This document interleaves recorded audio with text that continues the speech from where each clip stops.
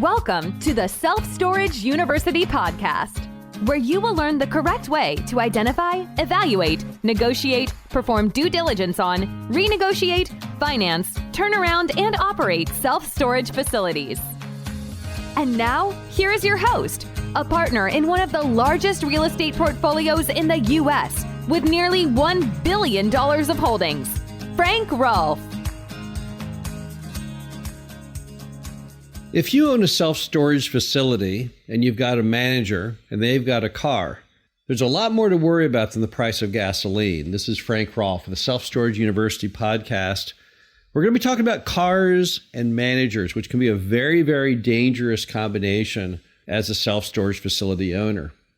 Here's the problem. If you have any duties that your manager must perform for you that include the use of an automobile, then the entire time that they're doing that duty, if they have a car accident, you are in the middle of that litigation. Let's say they're going to go out and make a deposit at the bank for you. Let's say they're going to go out and buy some highlighters for the office. Whatever the case may be, even just driving once around the property. If they're in that car and they're behind the wheel and they were on official company business, whatever happens will be considered to be an official company problem, liability. So how do you mitigate that risk? How do you try and get some of their driving danger off of your plate? Well, the first thing you need to do is you need to get a hired non-auto liability policy for your storage facility. Now, what is that? That is a policy that covers what happens when that manager is out driving their automobile, and if they have an accident, then it covers you, the liability for that occurrence. These are not super expensive policies to buy. They cost typically around $300 to $500 a year. And if you think of the amount of risk that will protect you from, it's an absolute bargain. But it's still not enough. You can get that policy, but that still isn't the entire movie. The next thing you have to make sure is that your manager has, in effect, personal automobile insurance on that car. Because here's what happens. Let's assume that your manager decides to go out to the mall. And on the way to the mall, after hours, driving the car, they hit a pedestrian. Well, they're going to claim that they were just out there really on company business. They were going out to scout the competition. They were driving other self-storage properties to see how you compare. And as a result, they're going to try and offload that liability from themselves over to you. And if they have insufficient insurance or no insurance, you better believe the personal injury lawyer for the pedestrian that got hit will be more than happy for them to try and attach that claim to you and your business. You've got to make sure that they have enough auto insurance that if they hit something or someone, that they have some kind of deep pocket for someone to go over. Because if they don't, it's guaranteed they're going to be coming after you instead. You also need to make sure that you have your manager sign some kind of corporate auto use policy. That policy will probably contain provisions such as the fact that they are not allowed at any time to use a cell phone. Not to text, not to call, things like that you want them on record of having agreed to. So if they ever do have that accident, you can blame it on them.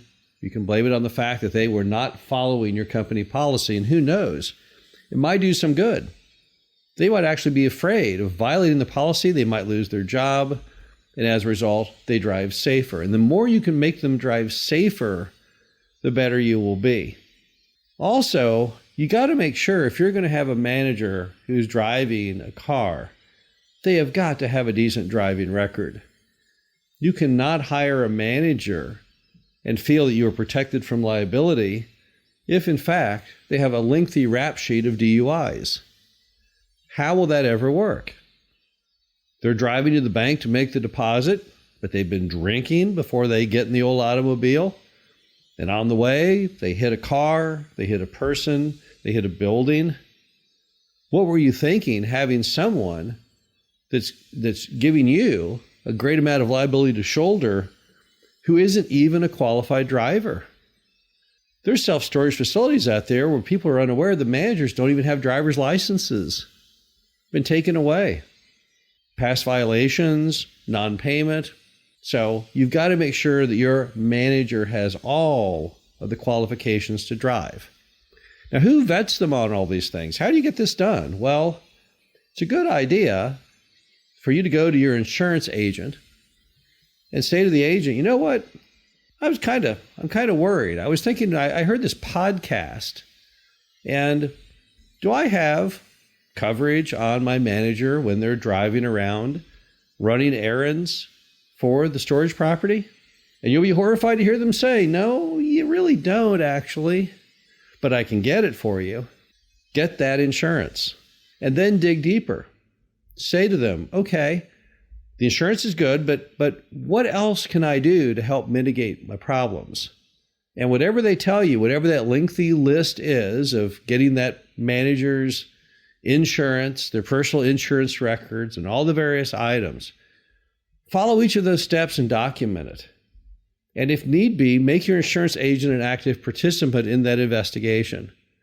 Because at the end of the day, if your manager does have an accident, you want to be the good guy. You want the complete paper trail showing you did absolutely everything by the book. Because if you don't, the worst thing that can happen to you is losing your insurance. And you'd feel really stupid losing your insurance over some silly accident that your manager made, potentially not even on company time, that could have been easily avoided if you had just proactively worked around the insurance system and making sure it was safe for them to drive a car. Now, if you don't have a manager, if you own a facility but it doesn't have a manager, you yourself need to again make sure that you have the proper insurance. It is possible that if you're doing something at the storage facility that's not of your own personal use and you do not have any form of business insurance, you might not be covered. So even then, even if you don't have a manager, it still would behoove you to talk to whoever's carrying the insurance on your storage facility to make sure that you yourself are correctly papered regarding insurance. Because we live in a very, very litigious America today. And the last thing you want to do is to be an easy target for a personal injury lawyer or the unwitting Daddy Warbucks, Mr. Moneybags, for somebody, even though you did nothing, to try and pin their dreams of some big insurance settlement. You have to really protect yourself. And many people out there do not realize the scope of the liability and the amount of a claim of a car accident that can come from something as innocent as a manager simply driving over to the bank. This is Frank Rolfe with the Self-Storage University podcast. Hope you enjoyed this. Talk to you again soon. Thank you for listening to the Self-Storage University podcast. Be sure to visit us at ssupodcast.com, where you can learn the correct way to identify, evaluate, negotiate, perform due diligence on, renegotiate, finance, turnaround, and operate self-storage facilities.